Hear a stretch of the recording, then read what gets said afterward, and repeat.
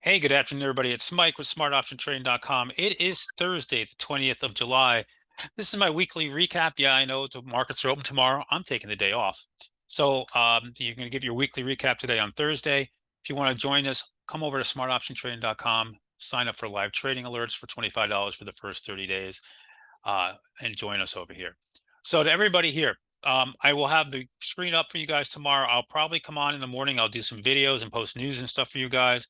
But I may stop in briefly on the open, but I plan on taking the day off. I plan on going and trying to do some fun stuff that I wanted to do with Duke when it's quieter, but the weather may not cooperate. After this, I have no planned days off here coming up for any time in the near future. So at least not until after Chris gets back from Tahoe in mid-August. So what do we have going on this week? Let's talk about this here. Remember tomorrow, something else. We have options expiration for the month tomorrow, typically very choppy, especially in the mornings. We have the rebalance on the Qs tomorrow. And what that means is, you still may see some selling pressure on names like Apple and Microsoft, Nvidia, Tesla, Meta, Google, and Amazon. So the SPY, we finally got a down move here today. We opened up flat. They sold us off. We're not even to the 8-day yet. The oscillators here, you can see here, barely back to neutral. No big volume on this. This was not a big selling type of day. All right. The Qs, however, the Qs got nailed. So the Qs are down 3% off the highs from yesterday. So you have over a 2% move down on the Qs today. You have bigger volume here on the Qs today, and that's what's led to selling. We'll come back to that. The IWM this week, yesterday held up back in today, but the diamonds, the Dow has been on a tear. Look how well it's holding up here today. This market is not all bad here today. Energy's been strong today, pushing up. The financials have been strong today, pushing up. Look at the moves on Goldman Sachs the last couple of days. Morgan Stanley, this 3-day move, right? So there's strength there. Johnson & Johnson off a good earnings report is very strong today.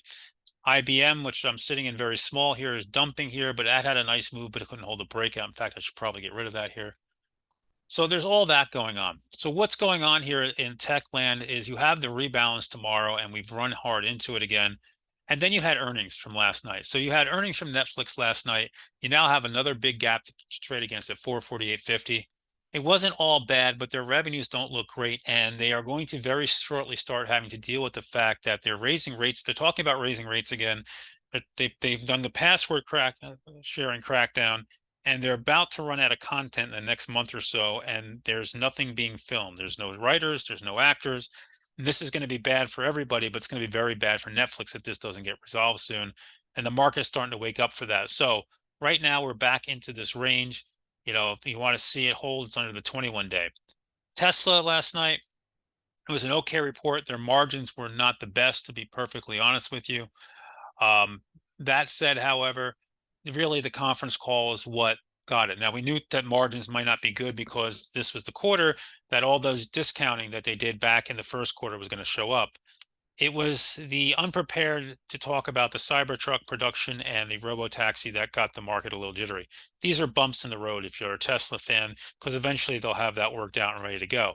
That said, it couldn't break here. It couldn't break to the upside in the first 30 minutes, and that was a signal to go weaker. Slice through the 21-day. It's trying to hold this level here. It lost it, and you can see back into the soup here. And how far could it go? Well, it's right now, it's back into the soup. The bottom of this range is down here at 240. We'll see what it wants to do. This has a very big fan base. We'll see if they come for it. You take that aside, there was some selling pressure in the names that are going to be bouncing tomorrow. Google popped early on the first half an hour, then sold off. That's an ugly candle. Amazon came back in. Apple, which had a lot of relative strength this morning early, back in, but still holding the 8-day. Meta here, losing the 8-day. Microsoft also lost the 8-day and came back above it, trying to hold it. So it's not all game over here. Nvidia here went below the 8-day and retook it back here on the close. AMD retaking trying to get back up underneath the 50-day. The other one that was bad news was Taiwan Semi this morning. Taiwan Semi guided down for the year, and they delayed production starting in their new Arizona plant to 2025.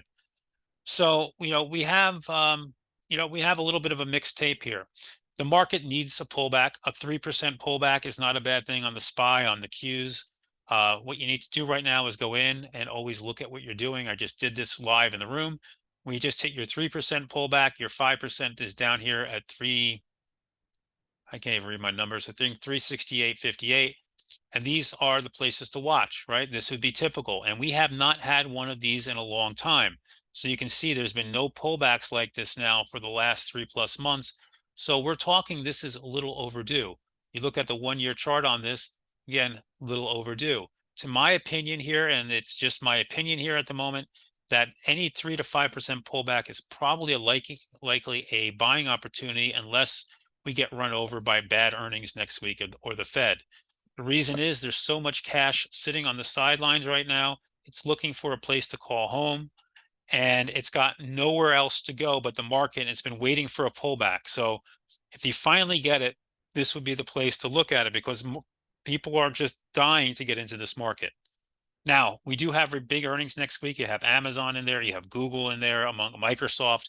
You have some silicon names coming in, some of the chip makers.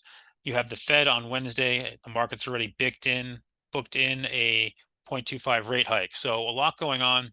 So with that said, I'm going to wish you guys a wonderful weekend. I will do a video for members tomorrow morning. I'll put the room up. I may stop in briefly on the open just to give you my final thoughts, and wish you guys all a wonderful weekend.